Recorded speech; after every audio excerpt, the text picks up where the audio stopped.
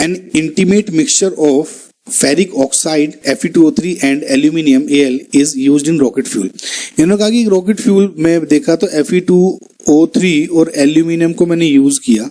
Calculate the fuel value पर gram and fuel value पर CC बताना है।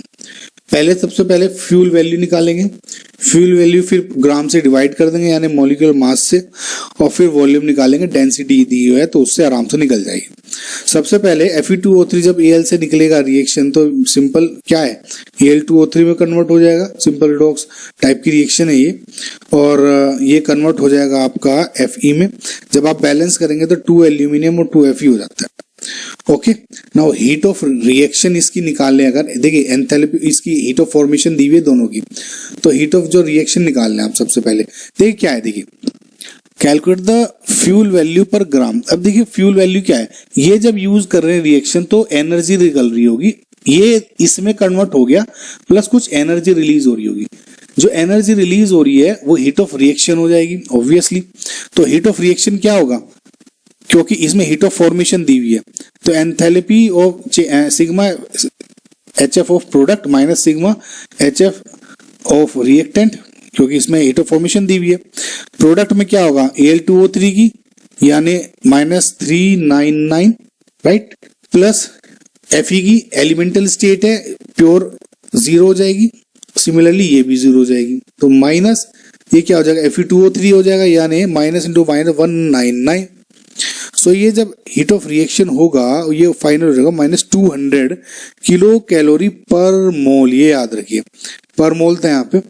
अब ये तो मेरी होगी फ्यूल वैल्यू कि भैया कितनी एनर्जी निकल रही है। अब मुझे फ्यूल वैल्यू सबसे पहले ग्राम में चाहिए। फ्यूल वैल्यू पर ग्राम टोटल वेट निकाल लेंगे इसका।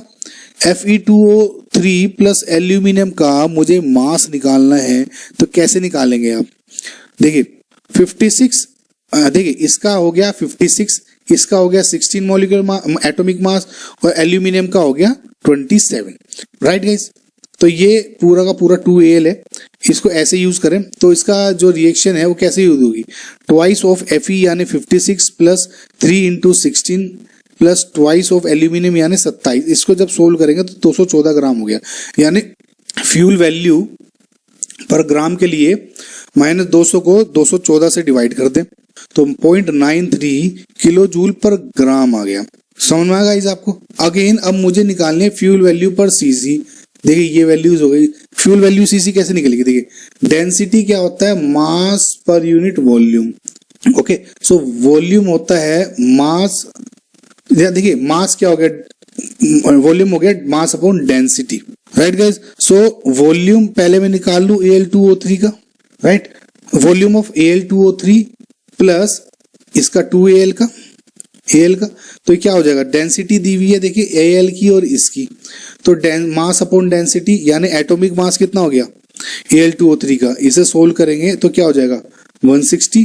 देखिए Al2O3 सॉरी Fe2O3 वॉल्यूम क्या होगा Fe2O3 प्लस O2 और Al का मास किसका हो गया 256, 2 इंटू 56 प्लस 3 इंटू 16 क्या हो जाएगा 160 डिवाइडेड बाई इसका density 5.2 plus mass of aluminium, aluminium का मास क्या है 27, सॉरी 2Al है तो 54 डिवाइडेड बाई डेंसिटी क्या है 2.7।